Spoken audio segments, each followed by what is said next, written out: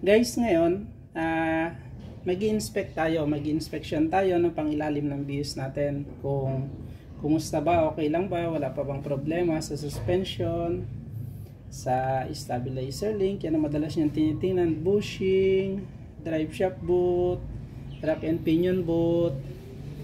Ayan, sa ngayon wala pa naman ako nararamdaman na tunog dito, pero yon, dahil actual din tayo mag-inspection kung okay pa ba yung pangilalim natin o suspension components ng BIOS natin. Share ko na rin sa inyo kung ano yung mga dapat kong tingnan. Ngayon, mag-i-start tayo dito sa shock absorber ng BIOS natin. Eto, visual natin, tuyo naman. Madalas guys, pag yung langis dito, basa na tong dito sa baba nito. Ayun, yun isang palatandaan na palitin na yung shock absorber natin. Pero, hindi lahat ng walang leak dito, hindi ibig sabihin, okay pa yung shock absorber natin. Ito, duda ko, palitin na to. Ito ang shock absorber natin, pero, okay lang naman, dahil kahit naman may leak na yan, is wala namang safety na nakasalalay. Dahil ang function ng shock absorber natin is para ilimit lang yung unnecessary na pag-bounce nitong spring natin.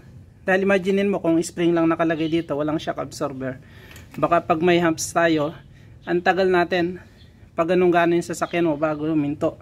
Kaya iyon ang purpose, isang function ng shock absorber. Para ilimit yung oscillation na yon, yung unnecessary bouncing ng spring. Kaya ngayon, ito, visual inspection, pasado siya. Pero dun sa pag-bouncing, hindi ko sigurado kung okay pa. Next is, eto guys, pinakamahalaga to. Eto, yung drive shaft boot na to. Eto sa mga ano lang to, BIOS, mga front wheel drive kung tawagin. Etong drive shaft boot na to. Ayan. Dapat tuyo yan guys. Dahil, pag may nakita kayo na grasa dyan, may grasa sa loob yan pag basa yan. Mahal yung piyesa na yan. Pero madalas, pag basa to, pag may leak na yan, makakatunog na kayo ng mga lagutok, clunking noise, ganyan. Ito rin, dito, etong boot na to, palagi yan. Mahal to guys, pag nasira to, kaya titingnan nyo yan. Next is, isang boot pa rin, etong rack and pinion boot. Ito, masyadong prone din to sa pag-leak. Ito, dahil pag nag-leak yan, makakapasok yung tubig dun sa loob. Masisira na yung rack and pinion ninyo, kaya yon, babantayan nyo rin yan. Alin pa? Ito, lower arm natin. Makita nyo, mayroon ng crack. Ito, pero hindi pa naman siya sagad. Meron pang nakakabit na part doon. Kaya okay pa yan, consider na okay pa yan. Pero mukhang hindi natatagal. Next is, ito, stabilizer bar bushing. Ito yon, itong bushing na to. Ayan. Paano nyo malaman kung may sira na yan, palitin na yung bushing, madalas may tunog din. Lagutok pag liliko ka, ganyan, pag may humps, mga lubak. Titingnan natin. Ayun, dapat pag sikwat ko dito, dapat walang play. Kita nyo naman, wala naman siyang play. Sorry. Hindi gumagalaw yung ano na yon dito. Yan o.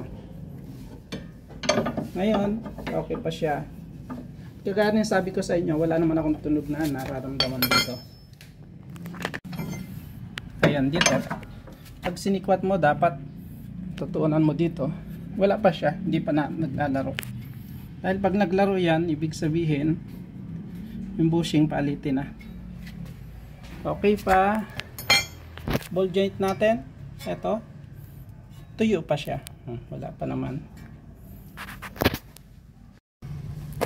Ito, itong rubber bushing dito, pinapalitan din to. Yang sa stabilizer bar, papunta dito sa lower arm. Ayun. So far, kita nyo naman, tuyo naman, walang problema. Ayan o. Titingnan natin sa likod naman.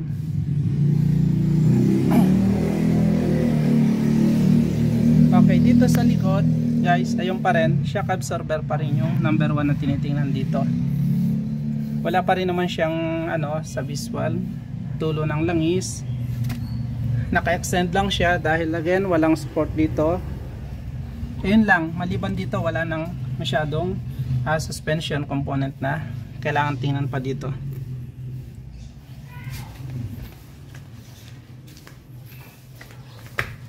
Sa kabila ganun din. Ayun.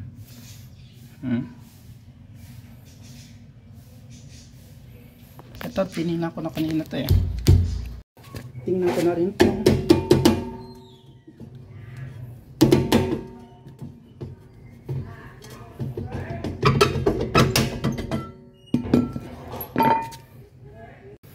Ayan guys, okay pa. Ito prone din sa leak to Itong wheel cylinder dito sa rear. May rubber yan dito. Madalas ito prone sa leak yan. Makita nyo, basa na yan. Pero makikita mo yan, nagtutulo dito. Basa sa baba. Ito, 87,000 yung brake shoe natin, makapal po. Sa drum naman, okay pa naman. Harap.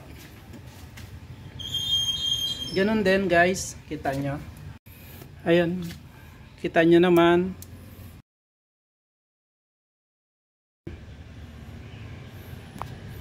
Ito yung sa bushing natin, itong lower arm. Ayun, ganun din. May crack na konti, pero hindi pa naman totally bumitaw yung rubber. Okay na. Ito basag na tong natin, tinahi ko na lang to kasi yun guys yung hirap sa baha. Kapapalit ko din tong fender liner nito pag laging nilulusong sa baha kagayang tag-ulan, ito palaging nasisira. Nakadalawang beses na akong palit nito. Ayan, dito tayo sa ilalim.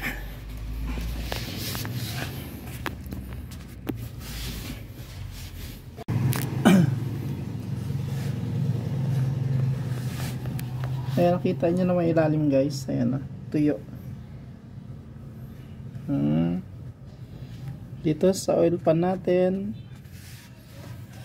harap ng makina, wala naman tagas. Pag mag-inspect ka guys sa underneath, kagaya to sa ilalim, oil leak lang naman, tagas lang ng langis ang titingnan nyo dito. Wala nang iba. Ito yung pagitan na yan ng makina tas yung transmission. Itong butas na to. Pag may yung rear crankshaft oil seal nyo o kaya yung input shaft ng transmission oil seal may leak, dito nyo makita yan, babasa ng langis yan.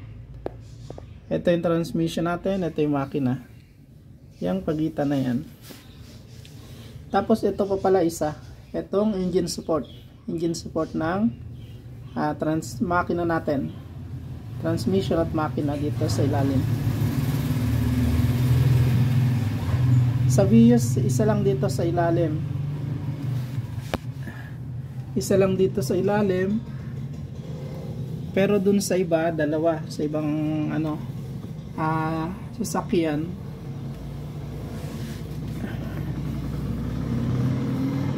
Ayan, yung drive shaft natin. Sinasabi ko kanina. Kita nyo naman tuyo. Hanggang dito sa puno niya. Dito. Ito yung babantayin nyo guys dahil yan mahal yung na yan at napaka prone yan yung rubber na yan, tong rubber na to. Pag may tagas yan, pagawa nyo kaagad dahil mahal yan. Kabilaan yan galing sa transmission papunta sa gulong, ayun. Tapos yung rubber ng rack and pinion natin, ayun. Yan dalawa lang na yan, mga prone yan sa leak. Ayun, so far okay naman guys, no? Kita nyo naman, no? Pag sa underneath guys, wala na kayo ibang dapat tingnan dito kundi oil leak lang. Ayan. Pero guys, ito isa front wheel drive lang to, no? Pag yung mga SUV o kagaya ng Innova, Fortuner, kailangan nyo ding inspect yung propeller shaft. Tapos yung transmission nya dahil naandon yung mga plants doon. Basta palaging pang ilalim titingnan nyo yung oil leak. Sa either oil leak sa makina o kaya sa differential, front differential, rear differential, pwedeng tatagas yun dun sa propeller shaft sa unahan at bandang hulihan. Eto dahil front wheel drive naman to, walang propeller shaft, kaya yun dito lang tayo nag-focus sa harapan. Ayun, so far okay naman guys, no? Kita nyo naman, no? Pag sa underneath guys, wala na kayo ibang dapat tingnan dito kundi oil leak lang. Ayan.